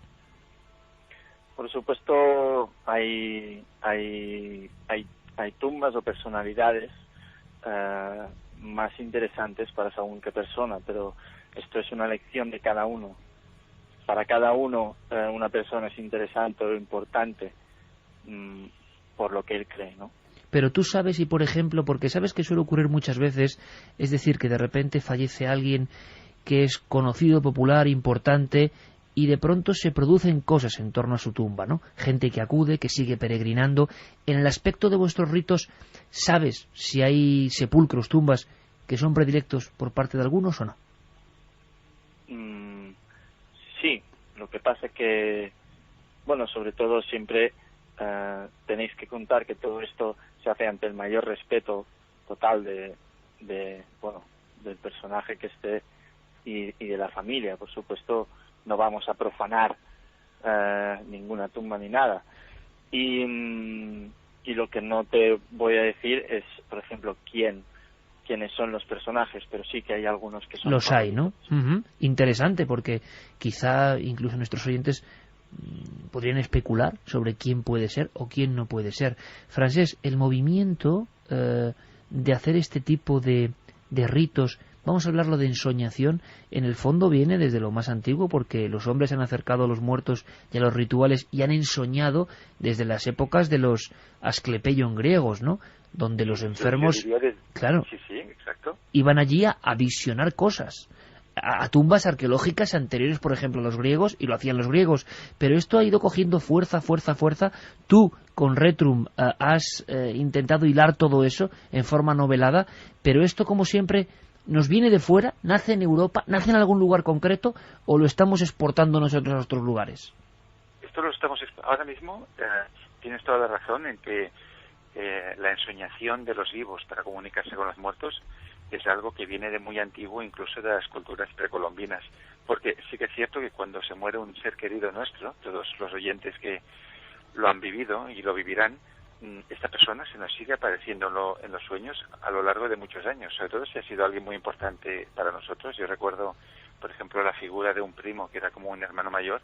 Tuve conversaciones con él durante 10 años, durante sueños, y realmente me ayudó a muchas decisiones de mi vida. Entonces, todo esto que es tan viejo como la humanidad, ahora mismo lo estamos exportando, en el sentido que en esta novela Retrum, que explica la historia de 2 chicos y 2 chicas que se hermanan con los muertos, pues ahora mismo la novela ha sido contratada por una editorial francesa, que es Hachette, una alemana, una brasileña, otra de Croacia. Entonces, en todo el mundo en 2011 van a salir las traducciones de Retrum. Hay un enorme interés por el fenómeno, Francés. Sí, muchos miles de cementerios de todo el mundo donde van a acercarse a vivos a hermanarse con los muertos. Oye, yo sé que Albert tiene que ser mucho más. Ya vamos con preguntas, 27640, palabra clave Milenio, la web de la cadena SER, y milenio3 con número cadenaser.com, milenio3 con número cadenaser.com, porque yo sé que habrá gente que quiere preguntar cosas de esta cosa nueva que está surgiendo. Pero Francés, como digo, tú, sobre todo como divulgador, como periodista, como informador, como novelista, igual puedes ser menos cauto que Albert, al que entendemos, ¿no? Y yo no sé si has detectado, bien sea en Barcelona, bien sea en Madrid o en otros lugares, si hay sepulcros que son, bueno, pues que la gente cree que... Hombre, yo estoy pensando que de hacer estos ritos... Puedo decir uno. Cuéntanos, Sí. cuéntanos. Bien, a todos los que se acerquen al cementerio de Barcelona, el Poblenou, ahí hay un muerto muy, muy, muy célebre, y no es célebre ahora, sino desde hace 100 años, es la figura del llamado El Santito, que es un chico de 19 años que trabajaba en los almacenes del siglo, que fueron estos grandes almacenes que era el equivalente a Harrods en aquel momento en Barcelona, cerca de las Ramblas, que sufrió un incendio que lo devastó, que aún no se ha descubierto exactamente las causas, es todo un enigma. Y este chico de 19 años, que lo llamaban El Santito, porque era muy buena persona y hacía favores a todo el mundo, tenía el don de la precognición y adivinaba muchas cosas de sus compañeros de trabajo. Incluso pronosticó el día de su propia muerte, el día exacto. Entonces, cuando él murió, lo enterraron en el cementerio del Poblenou, y tiene tantísimos seguidores aún hoy en día que si alguien se acerca lo puede comprobar por sí mismo. Han tenido que apartar todo lo que había en los nichos alrededor, porque en 20-30 metros a la redonda todos son estatuillas, papeles, peticiones, velas, incluso los mismos árboles que hay alrededor del Santito están llenas de notas colgando con cosas que le pedían, porque desde su muerte, ya incluso desde su vida, muchas personas están convencidas de que concedía deseos y que procuraba consejo, que es esto que estamos hablando, ¿no? Que los muertos te aconsejan a los vivos cómo hay que vivir. Muertos consejeros, o mensajes del más allá consejeros, que es una tradición española antiquísima que parece que va adoptando diferentes formas, trajes, pero este Santito o Santet, como le hemos oído en alguna ocasión denominar allí en Barcelona, o sea que hay gente que crees que llega a hacer los ritos de pregunta y de ensoñación también. Sí, en el caso del Santito o el Santet, como bien has dicho, hay todo un ritual que puedes escribir una nota con un deseo, pues poner una pregunta, y luego hay que pasar, creo, a la derecha del nicho donde él está, donde hay una pequeña fotografía. Y luego en otras partes del mundo pues hay otros santos, hay otros muertos que tienen otras tradiciones. También pensemos en el cementerio de Père-Lachaise en París. También ahí hay difuntos muy visitados y que han provocado muchos problemas para el propio cementerio. La tumba de Jim Morrison, por ejemplo, la lápida fue arrancada tantas veces por los fanáticos que al final la familia puso una lápida anónima con un mensaje en griego que nadie podía entender, y aún hoy hay un policía solo para esa tumba porque habían tumultos y existe aún todo eso. O sea que los muertos de alguna manera siguen viviendo, o su mensaje sigue viviendo, como cuando vamos a Nueva York y visitamos el Strawberry Fields de Central Park. Pues mucha gente está ahí y conecta con el espíritu de John Lennon y con lo que era su ideología. Por lo tanto, de alguna manera siguen presentes, y eso es una buena noticia. Vamos con unas cuantas preguntas. Yo no sé qué cuestiones tienen los oyentes, y qué opinión libre tienen. Pues vamos a repetir las vías de contacto: 27640, palabra clave milenio, espacio vuestros mensajes, milenio3 con número @cadenaser.com, o ya sabéis, la web www.cadenaser.com para dejar los mensajes pues al segundo casi. La gente está bastante cabreada con lo que hacen estos chicos, a lo mejor porque es nuevo o porque no se entiende. Nos dicen, se pide permiso a la familia del difunto, nos parece una falta de respeto ocupar el lecho de descanso eterno de un difunto. Lo preguntaba Iñaki desde Vitoria. A Albert le preguntan también si ha visto alguna vez fuegos fatuos, lo preguntaba Alexia. Albert, fenómenos que son más o menos habituales, y bueno, la opinión es libre desde luego, y cada uno puede interpretar los hechos con la misma libertad que los estamos contando y están contando nuestros protagonistas. ¿Has sido consciente alguna vez, Albert, de fenómenos que sí que, sin ser tan extraños, o quizá tan extraños, como las apariciones, como bien dice Carmen, o más, como los fuegos fatuos, te preguntaban si, al ser habitual, entre comillas, de estos lugares, ¿los has visto en alguna ocasión? Bueno, en alguna ocasión, en varias, de hecho. O sea que el fuego fatuo... Oye, cuéntanos cómo es. Generalmente en lugares donde la gente está enterrada en el suelo. ¿Y cómo son? ¿Qué descripción? ¿Tú cómo te las has encontrado? es como una especie de fogonazo. Una especie de resplandor, ¿no? Dani desde Orcasitas dice: yo pienso sobre este tema que mientras se respete a los muertos y a su lugar de reposo no me parece para nada mal. Lo que no podemos hacer es olvidarnos de la muerte y de nuestros muertos. Miquel desde Huelva dice: me recordáis al arropiero, que era el asesino que, si no recuerdo mal, entraba en los cementerios y dormía en los nichos. Oye, pero también vaya comparación, ¿no? O sea, es que es lo que faltaba. No, le recordaba porque es que es cierto que se encontraba mejor entre los muertos que entre los vivos. Estaba acostumbrado porque vivía cerca. Bueno, primero el oyente está equivocado porque no era el arropiero, era el escalero. Claro, por eso te digo, pero escalero es que estaba acostumbradísimo. Pero también hay comparativas que... Escalero es que vivía en el cementerio directamente. Pero dormía en los nichos. Eso es verdad. Es que a eso se refería. Pero esa tiene tela, o sea, claro, madre mía. aunque no había ningún sentido de ensoñación ni de ningún tipo, sino de todo lo contrario, más bien, ¿no?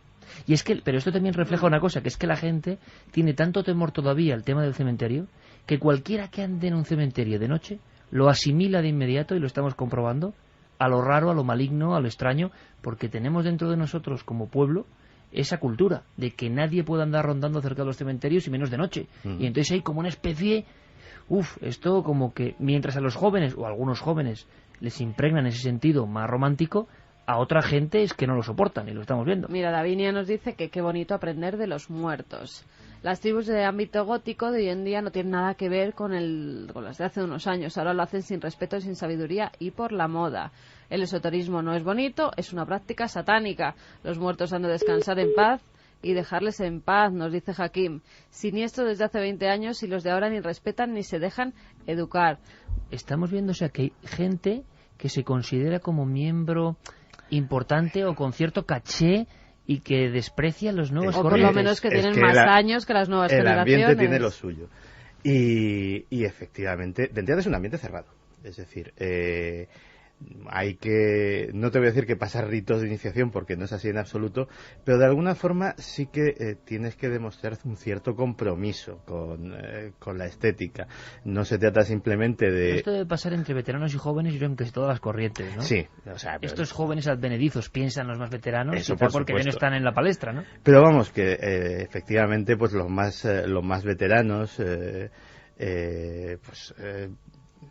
digamos que siempre a los más jovencitos los tienen bajo la sospecha de ser góticos de Corte Inglés, por llamarlo de alguna manera, de me he comprado 4 cosas negras, me he puesto un maquillaje pálido y ya está. Pero en realidad ya te digo que pocos movimientos de este tipo ha habido con un mayor eclecticismo, una mayor libertad a la hora de sentirlo como quieras, y desde luego dentro de lo que son nuestras cosas no me extraña, al contrario que Juanje, no me extraña nada que tengamos muchos seguidores en ese ambiente, porque efectivamente todo lo que ha sido el esoterismo, todo lo que ha sido el ocultismo, todo lo que ha sido cosas como la Wicca, la recuperación de los ritos precristianos, etcétera, etcétera, el espiritismo, la Ouija, son cosas que están implícitas ahí y que han tenido mucho arraigo en este ambiente, con lo cual es muy lógico que tengamos grandes seguidores allí. Me sorprende también eso, no le voy a decir la virulencia, pero sí como mucha gente tiene ese rechazo perfectamente respetable. Sobre todo con las tumbas de sus familiares. Claro, porque temen quizá que... Eso es. Incluso dicen que, José desde Sevilla, que unos Retrum rompieron la tumba de su hermano, que tenía 6 meses de vida, que fotografiaron subiéndose en ella y que la distribuyeron por una web de una tribu urbana. Me imagino, como ocurre dentro de todos los ámbitos sociales, que siempre hay cabras locas, igual, claro, y en aparte este que caso. No tenían nada que ver, ¿no? Y aparte que Retrum es el nombre de la novela que ha hecho Francés, que le pone un nombre así como global y que, por cierto, sorteamos esta noche. Pero también hay que tener cuidado porque la gente, con todo lo nuevo, ¿no?, confunde muchas veces términos. ¿Qué tiene que ver un profanador? A mí, os voy a ser sincero, la idea de es que lo hacían los románticos españoles, me parece bueno pues recuperar una tradición sin hacer ningún lo que daño, contaba ¿sabes? Este chico más o menos es que era pues personas por lo menos vestidas de góticos que se habían hecho fotos en la tumba destrozada de su hermano. Claro, pero eso es puro no vandalismo, pueden decir si lo han destrozado ellos o estaba ya destrozado anteriormente. Tampoco... Se han ido algunas baterías al garete repentinamente en el cementerio. Permíteme, Santi, un momento, porque hemos tenido algún, y es normal y las condiciones no deben ser las mejores, pero están ahí y a estas horas. Francesc, ¿me escuchas? Sí. Francesc, aún tengo batería. Aún tienes batería. Vamos a ver, Francesc, sorprendente también que así como hay muchos mensajes que apoyan, ¿no? o que saben de esta historia que, como decimos, es yo creo que una idea romántica, hay mucha gente que suele ser muy respetuosa, lo digo, siempre en nuestro programa. Pues hay gente como que le tocas un resorte interno que también no deja de ser clarificador. Tumbas, cementerios y familiares. Y tocas como algo sagrado, ¿no? Y hay un rechazo. Es tabú. ¿Qué opinas? Tabú, esa sería la palabra, sí.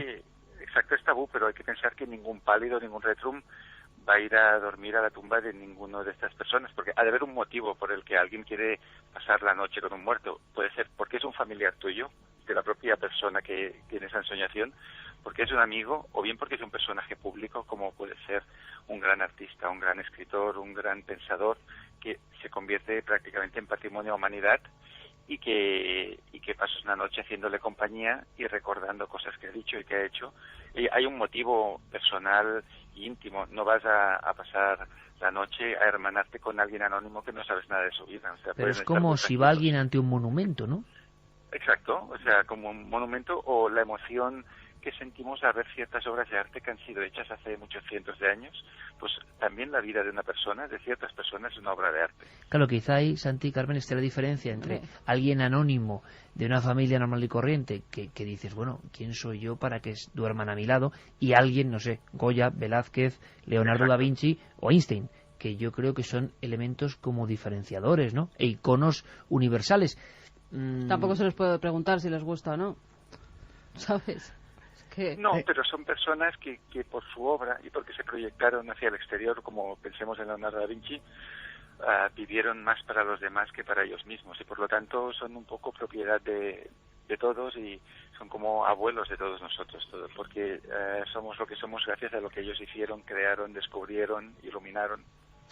En cualquier caso, efectivamente, pues hay una parte de este movimiento que efectivamente lleva a cabo estos ritos que gustarán más o menos, pero sigo insistiendo en eso, el movimiento es amplísimo. Me estaba acordando, para que los oyentes hagan una idea de hasta qué punto pueda ser amplio, que hay una de las subespecies, digámoslo así, que son los góticos cristianos, que toda esa parafernalia cristiana, que normalmente, pues rosarios, etcétera, etcétera, no solamente la llevan como un signo estético, sino que suelen ser muy coherentes con la moral cristiana, suelen ser un pelín intransigentes incluso con determinadas transgresiones a esa moral, y bueno, pues dentro del colectivo se les mira así casi como un poco como bichos raros, pero están ahí. O sea, te quiero decir que estamos hablando de algo amplísimo y con muchas variedades. Creo que una de las personas que había sido, digamos, desconectada por gracia y oficio de las baterías y las condiciones de esta conexión es Albert,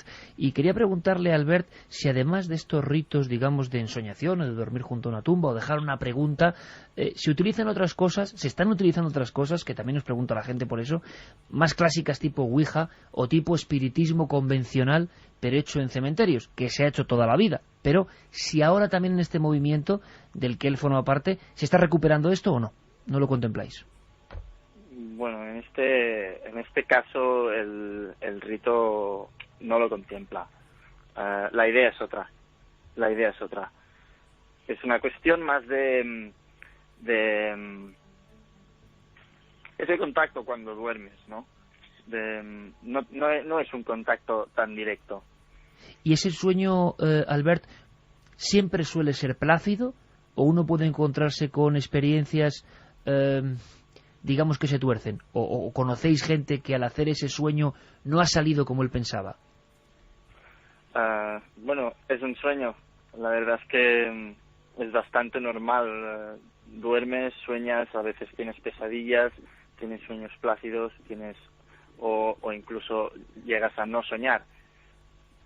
Qué curioso, la lucidez, Albert, de esos sueños, sean positivos o sean el aspecto que tú has nombrado, la pesadilla, es especial, se diferencia de un sueño convencional que uno tiene en su dormitorio. ¿Es diferente soñar o el concepto que uno tiene de haber soñado cuando ha estado encima de una tumba en un cementerio? Es muy diferente, es muy diferente, es más como el hecho de dormir acompañado, de dormir abrazado, por ejemplo. Qué curiosa definición. Es especialmente mi sensación, pero yo comentando con la gente es básicamente lo que más sienten la compañía. De verdad que nos parece que es un fenómeno que irrita a mucha gente y sorprende a otros, y yo creo que es lo lógico en todo lo novedoso, que nuestra obligación es contarlo y contarlo en el lugar de los hechos. Las comunicaciones no son todo lo buenas, como es lógico, y ha sido, yo creo que heroico que con esta conexión vía móvil hayamos escuchado parte de música, hayamos escuchado a varios amigos que están ahí, Juanje, Francés, Albert, y que de verdad os agradecemos un montón el esfuerzo. Hemos puesto sobre la palestra este fenómeno, que el pueblo opine lo que opine, evidentemente es libre para hacerlo, como libre será la gente para seguir haciendo sus cosas, y aquí seguiremos informando desde un Camposanto bien especial, con mucha historia que os contaremos, indagaremos en ella. Gracias a todos, amigos, un abrazo muy fuerte. Gracias.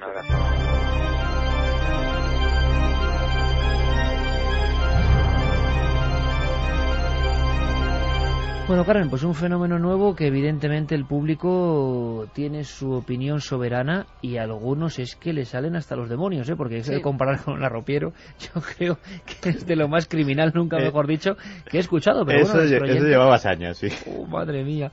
Hombre, más cosas. Es que tú imagínate, ¿te acuerdas cuando visitamos el cementerio de la Almudena?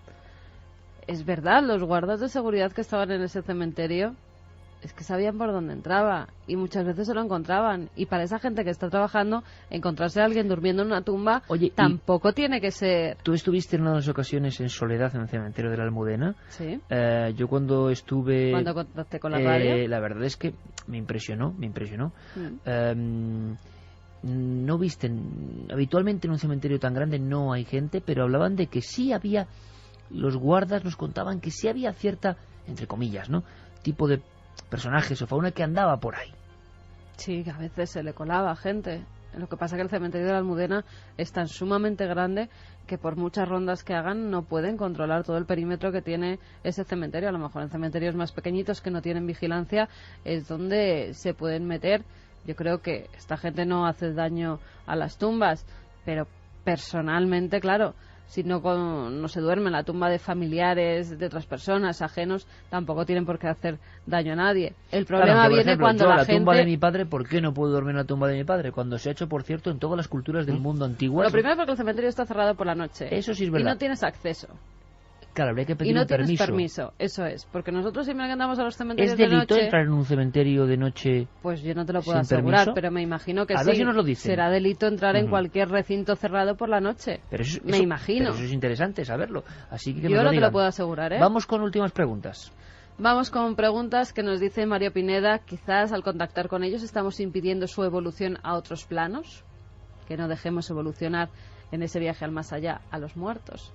Joan desde Barcelona dice: hola, pienso que la gente normal no se dedica a profanar tumbas ni a dormir sobre ellas. Ellos no profanan tumbas, creo. No a los muertos hay que dejarlos, a los muertos hay que dejarlos descansar en paz. Creo que tienen un serio problema. Pero esto sí es curioso. Pero yo creo que estamos tocando algo muy sensible. Me parece bien, porque de inmediato la gente salta. ¿Os acordáis de aquella famosa película, no? No profanar el sueño de los muertos.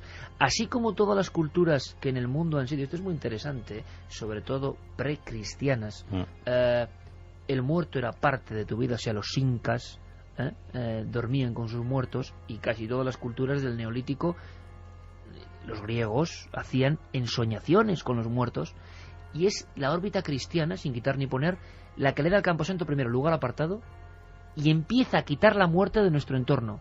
Y cualquier cosa, el ejemplo es el pueblo judío, la muerte es algo impuro. O sea, llega a ser algo absolutamente terrible. Bueno, pues todas esas gotas de sangre yo creo que siguen por nuestras venas, evidentemente, y hay como un estupor a una cosa que quizá debería ser más natural, es lo que yo pienso.